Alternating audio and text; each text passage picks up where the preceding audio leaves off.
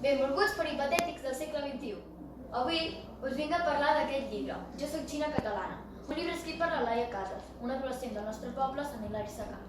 Aquest llibre va ser el resultat del seu treball de recerca de quart ESO, el qual va enviar a una editorial i li van publicar el 2017. Tracta de la seva pròpia experiència ser una nena adoptada des de la Xina.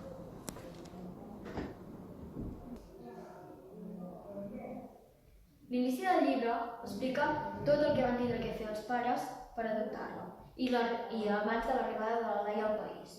També podem veure com els pares expliquen tots els tràmits de papers, la reacció de la família i el viatge a la Xina per anar-la a buscar sense els dos germans biològics.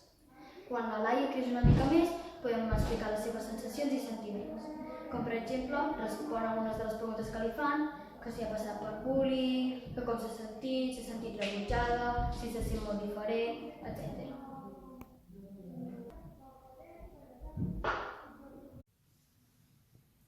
És un llibre curt i fàcil de llegir.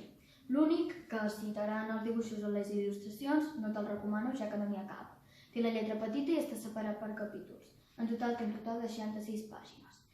I aquí a la portada podem veure que és la cara de la Laia dividida en dues parts.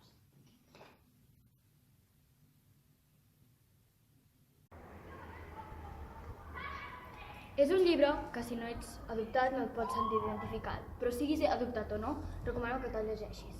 També et fa veure els diferents punts de vista de l'adopció, si és bona, si és dolenta, però en el cas de la Laia ens el fa veure com algo normal i no dolent.